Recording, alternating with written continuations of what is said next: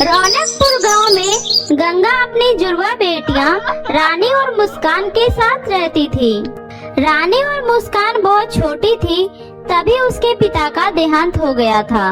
उसके बाद गंगा ने ही बहुत ही मेहनत से दिन रात दूसरों के घरों में काम करके किसी तरह अपनी दोनों बेटियों का पालन पोषण किया था। धीरे धीरे उसकी दोनों बेटियां बड़ी हो गई। वो जब अपनी माँ को इतना मेहनत करते हुए देखती तो उन्हें बहुत ही बुरा लगता था। रानी, मुस्कान, कहाँ हो तुम दोनों? जल्दी से नाश्ता कर लो, स्कूल के लिए देर हो जाएगी बेटा। आई माँ, जल्दी से तुम दोनों नाश्ता कर लो, मैं सेठ के घर जा रही हूँ, रात को देर से घर आऊंगी। आज सेठ की बेटी का जन्मदिन है तो मुझे बहुत सारे काम है। माँ, हमारा जन्मदिन कब आता है? माँ, आपने तो कभी हम दोनों का जन्मदिन नहीं मनाया। मुस्कान, जन्मदिन सिर्फ बड़े लोगों के लिए होता है, तुम्हें दिखाई नहीं देता माँ कितनी मुश्किल से घर की जरूरतों को पूरा करती है ना माँ? मेरी बेटी से ये किसने कहा कि जन्मदिन सिर्फ बड़े लोग ही मनाते हैं? अरे, मेरी दोनों राजकुमारियाँ क्या किसी से कम है? वो तो मुझे समय नहीं मिलता, इसलिए मैंने कभी तुम दोनों का जन्मदिन नहीं मनाया। इस बार देखना मैं कितने धूमधाम से तुम दोनों का जन्मदिन मनाऊंगी। क्या सच में माँ? और आप हमारे लिए वो बड़ा सा केक भी लेकर आओगे? हाँ बेटी, मैं केक भी लेकर आऊंगी। अच्छा, अब मुझे देर हो रही है, मैं निकल रही हूँ। स्कूल में अच्छे से पढ़ाई करना और शाम को दोनों बहन घर में ही रहना। ठीक है माँ। गंगा अपनी बेटियों से बहुत प्यार करती थी, इसलिए वो उनकी हर ख्वाहिश को पूरी करने की पूरी कोशिश किया करती थी। एक दिन सुबह सुबह गंगा अपनी बेटियों से कहती है, मेरी दोनों बेटियों को जन्मदिन की खूब सारी बधाइयाँ। भगवान तुम दोनों को लंबी उम्र दे। माँ, आज हम दोनों का जन्मदिन है। हाँ बेटी। माँ, आपको याद था आज हमारा जन्मदिन है? भला मैं कैसे भूल सकती हूँ? माँ कभी अपने बच्चों की खुशियाँ भूलती है क्या? अब चलो दोनों अच्छे से नहा धोकर तैयार हो जाओ, मैं शहर जा रही हूँ तुम दोनों के लिए केक लेने, फिर साथ मिलकर धूमधाम से जन्मदिन मनाएंगे। माँ की बात को सुनकर खुशी और मुस्कान बहुत ही ज्यादा खुश हुई। गंगा अपनी बेटी के लिए केक लेने शहर की ओर जाने लगती है। उसके गांव से शहर के बीच एक घना जंगल पड़ता था। गंगा शहर से केक लेकर जब वापस लौट रही थी तभी उसे बहुत तेज प्यास लगती है और वो पानी पीने के लिए नदी के किनारे जाती है। गंगा वहीं पास ही केक रखकर नदी से पानी पी रही थी, तभी उसे एक जहरीला सांप काट लेता है और वो दर्द से छटपटाने लगती है। गंगा की आवाज सुनकर वहीं से गुजर रही मोना जादूगरनी को उस पर दया आ जाती है और वो उसके पास जाती है। अरे, आपको तो किसी जहरीले सांप ने काटा है, मैं अभी इस पर जड़ी बूटी लगा देती हूँ। उसका कोई फायदा नहीं है जादूगरनी जी, मेरा अंतिम समय आ गया है, मुझे तो बस अपनी दोनों बेटियों की चिंता हो रही है। जादूगरनी जी, आप मेरी एक मदद कर दीजिएगा। कहो, क्या मदद चाहिए? आप मुझसे वादा कीजिए कि आप मेरे मरने के बाद मेरी दोनों बेटियों का ख्याल रखेंगी। प्लीज वादा कीजिए। ठीक है, मैं आपसे वादा करती हूँ, मैं आपकी दोनों बेटियों का ख्याल रखूंगी। आप चिंता मत करो, आपको कुछ भी नहीं होगा। आज मेरी बेटी का जन्मदिन है, आप मेरी तरफ से ये केक उसे दे दीजिएगा। जन्मदिन की बहुत बहुत बधाई हो मेरी बेटियाँ, हमेशा खुश रहना। इतना बोलकर गंगा ने सदा के लिए अपनी आंखें बंद कर ली। यह सब देखकर मोना जादूगरनी को बहुत ही दुख हुआ और वह केक लेकर खुशी और मुस्कान के घर पहुंच गई। जादूगरनी को देखकर दोनों बहनें चौंक गईं। आप कौन है और मेरी माँ कहाँ है? आप कुछ बोल क्यों नहीं रही हो? बताइए ना, मेरी माँ कहाँ है? मैं मोना जादूगरनी हूँ, मुझे तुम्हारी माँ तुम दोनों की सहायता के लिए यहाँ भेजी है। तुम दोनों बहुत ही खुशकिस्मत हो, तुम्हें गंगा जैसी माँ मिली, लेकिन अफसोस वो अब इस दुनिया में नहीं रही। और फिर जादूगरनी ने जंगल में जो हुआ वह सब उसे बताया। यह सुनकर दोनों बहनें रोने लगी। अब तो हम अनाथ हो गए, अब हम माँ के बिना कैसे रहेंगे? माँ के सिवा हमारा इस दुनिया में कोई नहीं है। माँ, ऐसे हमें छोड़कर क्यों चली गई? माँ, जीवन और मृत्यु पर किसी का जोर नहीं है बेटी, ये तो विधि का विधान है। जिसने जन्म लिया है उसे एक दिन जाना ही होगा। अब चलो अपने आंसू पोंछो। अपनी बेटियों की आंखों में इस तरह आंसू देखकर तुम्हारी माँ भी ऊपर भगवान के पास रोएगी, इसलिए चुप हो जाओ। ये देखो तुम्हारी माँ ने तुम्हारे लिए क्या भेजा है। Ton ton. केक, मुझे ये केक नहीं चाहिए। इसी की वजह से माँ हमें छोड़कर चली गई। हाँ, अगर माँ ये केक लेने शहर नहीं जाती तो उनके साथ ये नहीं होता। मैं ये केक नहीं खाऊंगी। अच्छा बाबा, ठीक है, मत खाओ, लेकिन इस केक को अपनी माँ की आखिरी निशानी समझकर इसे घर के पास तो रख ही सकती हो। केक का घर? मैं कुछ समझे नहीं, अभी समझाती हूँ। टेन टेन इतना बोलते ही जादूगर ने उस केक को एक विशाल केक के घर में बदल देती है। ये देखो बच्चियों, ये जादुई केक का घर है और अब से ये जादुई केक का घर तुम्हारा है। अब से तुम जो भी इस केक के घर से मांगोगी तुम्हें वो सब मिल जाएगा। अब से तुम्हें कभी किसी चीज की कोई कमी नहीं होगी। अब तुम दोनों बहन अपना ध्यान रखना। अब मैं चलती हूँ और हाँ, जब कभी भी तुम्हें मेरी मदद की जरूरत हो मुझे याद कर लेना, मैं आ जाऊंगी। इतना बोलकर मोना जादूगरनी वहाँ से चली गई। उस दिन से खुशी और मुस्कान को जब भी किसी चीज की जरूरत होती जादुई केक घर से मांग लेती। अब उसकी जिंदगी में किसी भी चीज की कोई कमी नहीं रही। वे दोनों बहन बहुत ही खुशी से अपना जीवन बिता रही थी। तभी एक दिन खुशी ने मुस्कान से कहा, मुस्कान, अब तो हमारे पास किसी भी चीज की कोई कमी नहीं है। मैं सोच रही थी हमारे जैसे गांव में और भी कितने लोग हैं जो बहुत गरीब हैं, जिन्हें मदद की सख्त जरूरत है। मैं सोच रही थी क्यों ना इस गांव वालों को भी इस जादुई केक के घर के बारे में बताया जाए ताकि वो भी इस केक के घर से अपनी जरूरतों को पूरा कर सके। अरे वाह खुशी, इससे अच्छी बात भला और क्या हो सकती है। मैं अभी सबको जादुई केक घर के बारे में बता कर आती हूँ ताकि उनकी परेशानी भी खत्म हो सके। ये सोचकर दोनों बहनों ने उस जादुई केक के घर के बारे में सभी गांव वालों को बता दिया। उस दिन से सभी गांव वाले जादुई केक घर के पास जाकर अपनी समस्या बताने लगे और जादुई केक घर भी उन गांव वालों की मदद करने लगा। धीरे धीरे सभी गांव वाले जादुई केक घर की तारीफ करने लगे। इस तरह से जादुई केक घर के अंदर बहुत ही ज्यादा घमंड आ गया। उस जादूगरनी ने मुझे यहाँ किस मुसीबत में फंसा दिया है। पहले तो उसने मुझे सिर्फ इन दोनों बहनों की मदद करने को कहा था, लेकिन अब इन दोनों बहनों की वजह से मुझे पूरे गांव की मदद करनी पड़ रही है। जब देखो कोई ना कोई आकर मुझे परेशान ही करता रहता है। मुझे कुछ ऐसा करना होगा जिससे गांव वाले मेरे पास आने की हिम्मत नहीं कर सके। उस दिन के बाद से जो भी गांव वाले जादुई केक घर के पास मदद मांगने जाते तब जादुई केक का घर उस पर अत्याचार करने लगा। वो कभी किसी को पेड़ से उल्टा लटका देता तो कभी किसी को हवा में उछालकर दूर फेंक देता। कुछ लोगों को तो वो बिजली के झटके भी देने लगा। कुछ दिनों तक तो ऐसे ही चलता रहा। उस घमंडी जादुई केक से सभी गांव वाले परेशान हो गए। फिर एक दिन सभी गांव वाले मिलकर उन दोनों बहनों के पास गए और उनसे बोले, बेटी, तुमने जो हमें जादुई केक के घर के बारे में बताया था, वो केक का घर तो हम पर बहुत अत्याचार कर रहा है। तुम दोनों बहन कृपया करके हमें उस जादुई घमंडी केक के घर से बचा लो बेटी। ये सुनकर दोनों बहनें बहुत ही ज्यादा चिंतित हो गई। फिर खुशी उन गांव वालों से बोली, जिस जादूगरनी ने मुझे यह केक दिया था उन्होंने मुझसे कहा था जब भी जरूरत पड़े तो मुझे याद कर लेना। रुकिए, मैं उन्हें बुलाने की कोशिश करती हूँ। इतना कहकर दोनों बहनें जादूगरनी को मन ही मन याद करने लगी। पलक झपकते ही जादूगरनी वहाँ प्रकट हो गई। तब दोनों बहनों ने जादूगरनी को सब कुछ बताया। यह सब सुनकर जादूगरनी ने कहा, उस जादुई केक घर ने आप लोगों के साथ जो कुछ भी किया वह बहुत ही गलत है। मैं अभी उस जादुई केक घर का घमंड खत्म करती हूँ। ये बोलकर जादूगरनी जैसे ही उस जादुई केक घर के पास गई, घमंड में चूर जादुई केक घर ने जादूगरनी पर भी हमला करने की कोशिश किया। तब जादूगरनी ने अपनी जादुई छड़ी घुमाई और जादुई केक घर को वहीं पर जलाकर राख कर दिया। ये देखकर सभी गांव वाले बहुत ही खुश हो गए। फिर जादूगरनी उन गांव वालों से बोली, आप सभी गांव वालों ने इस पेड़ पर जो जादुई केक का घर था उस पर पूरी तरह निर्भर हो गए, इसलिए आप लोगों के साथ ऐसा हुआ। अब से आप सब खुद ही अपनी समस्याओं का हल करना। अगर आप सबको कभी ज्यादा परेशानी हो तो मुझे याद कर लेना। मैं खुद आप लोगों की मदद करने यहाँ आ जाया करूँगी। इतना बोलकर जादूगरनी वहाँ से चली गई और उस दिन के बाद से सभी गांव वाले खुद ही मेहनत करके खाने लगे। कभी उन्हें ज्यादा दिक्कत होती तो वो जादूगरनी को याद कर लिया करते। साथ ही खुशी और मुस्कान भी गांव वालों की हर संभव मदद कर खुशी खुशी अपना जीवन बिताने लगी। बहुत समय पहले की बात है।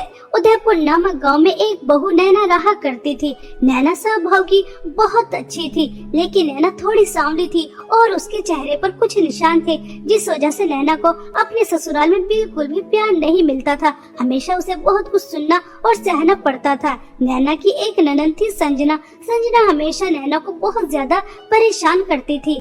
एक दिन संजना की कुछ फ्रेंड उससे मिलने घर आती हैं। तभी नैना उन सभी के लिए नाश्ता बनाकर लेकर आती है। नैना को देखते ही संजना की सभी फ्रेंड्स जोर जोर से हंसने लगती हैं और वह तभी कहती हैं अरे यार संजना, यह काली कलूटी कौन है? वैसे तो तू कॉलेज में बड़ी बनती फिरती थी, अपने आसपास काले और बदसूरत लोगों को भटकने भी नहीं देती थी, फिर यह इतनी काली कलूटी तेरे घर में क्या कर रही है? अगर मेरा अंदाजा सही है तो ये कहीं तेरी काली कलूटी बदसूरत दूसरी भाभी तो नहीं है? हाँ सपना, तुमने बिल्कुल सही समझा, ये संजना की नई भाभी है। ऐसी काली कलूटी, चेहरे पे निशान वाली बदसूरत। अगर संजना तुम अपने भाई की दूसरी शादी कर ही रही थी तो अपनी पहली भाभी की तरह सुंदर तो लेकर आती। वो कितनी ज्यादा गोरी चिट्टी थी, कम से कम इतनी बदसूरत भाभी तो मत लेकर आती। मगर ये तो बहुत सारा दहेज लेकर आई है ना। कल जो तुम कॉलेज में सोने की चैन पहन कर आई थी वो भी तुम्हारी भाभी लेकर आई है ना। शायद तुमने दहेज के लालच में अपने भाई की किस्मत फोड़ दी। इस तरह से संजना की सभी फ्रेंड्स हंस रही थी। संजना को अपनी बहुत ज्यादा इंसल्ट महसूस होती है और वह गुस्से में लाल अपने सभी फ्रेंड्स के सामने नैना को जोर से थप्पड़ मारती है और कहती है, मैंने आपसे कितनी बार मना किया है कि अपनी काली शक्ल लेकर बाहर मत आया करो। अगर आपने नाश्ता तैयार कर ही दिया था तो आप मुझे बुला लेती, कम से कम आपके आने से मेरी बेइज्जती तो नहीं होती। काली शक्ल लेकर कहीं भी चली जाती हैं, जैसे इस काली कलूटी शक्ल को देखने के लिए सब तड़प रहे हो। अब जाओ यहाँ से, सारा मूड खराब कर दिया। तुम्हारी वजह से मेरे दोस्तों में मेरी नाक ही कट गई। बेचारी नैना चुपचाप संजना की खरी खोटी बातें सुन रही थी और नैना आंखों में आंसू लेकर वहाँ से आ जाती है। यह सिर्फ आज की बात नहीं थी, हमेशा नैना के साथ ऐसा ही होता था। नैना को हमेशा अपने काले रंग की वजह से बहुत कुछ सुनना और सहना पड़ता था। ऐसे ही समय बीत रहा था। एक दिन संजना को देखने लड़के वाले आने वाले थे। तभी नैना की सास कमला नैना के पास जाती है और उससे कहती है, सुन मनहूस काली कलूटी, तेरी वजह से मेरी बच्ची के रिश्ते में कोई अड़चन नहीं आनी चाहिए। पिछली बार जब तू उसके दोस्तों के सामने गई थी तो मेरी बच्ची की बहुत बेइज्जती हुई थी, लेकिन मैं नहीं चाहती कि मेरी बच्ची के ससुराल वालों के सामने हमारी थोड़ी भी बेइज्जती हो। इसलिए पूरे घर की अच्छी तरह से सफाई कर घर का सारा काम खत्म कर बाहर चली जाना और तब तक घर में मेहमान है, तब तक घर में आने की जरूरत नहीं है। तुझे देखकर उन्हें लगेगा कि हमने दहेज के लालच में आकर तो जैसी काली कलूटी निशान वाली बदसूरत लड़की को अपने घर की बहू बना लिया। चल अब घर के काम खत्म कर। मनहूस, मम्मी जी आप मेरे साथ ऐसा बर्ताव क्यों करती हैं? आपको तो पहले ही पता था कि मैं काली हूँ, मेरे चेहरे पर निशान है, फिर आपने मुझे अपने घर की बहू क्यों बनाया? मुझे मत बनाती। जैसी बहू आपकी पहली थी गोरी चिट्टी, वैसी ही बहू ढूंढ कर लेकर आ जाती। आपके बेटे भी मुझसे नाराज रहते हैं, मेरी तरफ देखना भी पसंद नहीं करते, हमेशा मुझे खरी खोटी सुनाते रहते हैं। आप भी मुझसे प्यार नहीं करती। क्या आप मुझे अपने घर की नौकरानी बना के लेकर आई थी? मैं इस घर की बहू हूँ, आप मेरे साथ ऐसा बर्ताव मत किया करें, मुझे बहुत दुख होता है। अब मैं जैसी भी हूँ आपकी बहू हूँ, बदल तो नहीं जाऊंगी।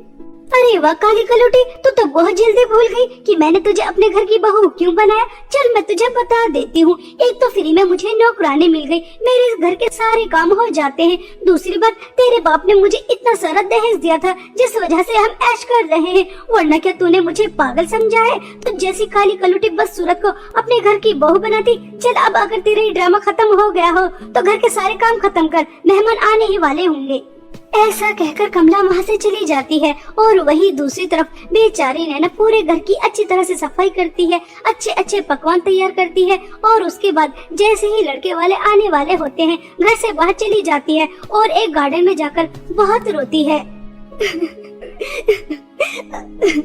अगर आज मैं सुंदर होती तो इस तरह से घर से बाहर नहीं होती, घर की खुशियों में शामिल होती, लेकिन मेरे साथ तो हमेशा से ऐसा ही होता आ रहा है। बचपन से ससुराल तक का सफर मेरा बहुत कठिनाई वाला गुजरा है। हमेशा लोगों के ताने, खरी खोटी बातें सुनकर ही बड़ी हुई हूँ। कितनी बदसूरत है, इसके चेहरे पर तो निशान है, अरे ये तो कितनी काली है। ये सुनकर बड़ी हुई हूँ कि इस दुनिया में सुंदरता ही सब कुछ है। हम जैसे इंसानों को जीने का कोई हक नहीं। हम क्या सिर्फ हमेशा लोगों की खरी खोटी बातें, ताने बस यही सुनते रहेंगे। हमें खुश रहने का कोई हक नहीं। काश काश ऊपर वाला मुझे भी थोड़ा रंग रूप दे देता तो मैं लोगों के ताने नहीं सुनती, अपने ससुराल में खुश रहती और मुझे भी मेरे पति का प्यार मिलता। लेकिन हम जैसी बदसूरत लड़कियों को ऐसी किस्मत कहाँ। उनकी किस्मत में तो सिर्फ दुत्कार, दर्द, परेशानी, लोगों के ताने यही लिखे होते। ऐसा कहकर नैना बहुत रो रही थी। तभी नैना को किसी और की भी रोने की आवाज आती है जो बहुत जोर जोर से आ रही थी। नैना उस आवाज का पीछा करती है तो उस गार्डन के पीछे एक घना जंगल था और वह आवाज वहां से आ रही थी। और उस घने जंगल में एक गुफा थी जिसके अंदर बूढ़ी औरतें थी और वह जोर जोर से रो रही थी। नैना अंदर जाकर उनसे पूछती है, अरे यहाँ पर तो इतनी सारी बूढ़ी अम्मा है। अरे आप सभी लोग क्यों रो रही हैं? क्या हुआ? आप लोगों को क्या परेशानी है? बेटा, हम बुढ़िया नहीं हैं, हम तो परी लोग की सबसे ज्यादा सुंदर परियां हैं। लेकिन हमें एक जादूगरनी ने ऐसा बना दिया और उस जादूगरनी ने हम सभी की सुंदरता एक जादुई लिपस्टिक के अंदर कैद की है। और वह जादुई लिपस्टिक बादलों में है और बादलों से जादुई लिपस्टिक लाना आसान नहीं है क्योंकि बादलों में 2 जादुई लिपस्टिक है और एक बार तुमने जिसे भी छू लिया बस तुम उसे ही लेकर आ सकती हो।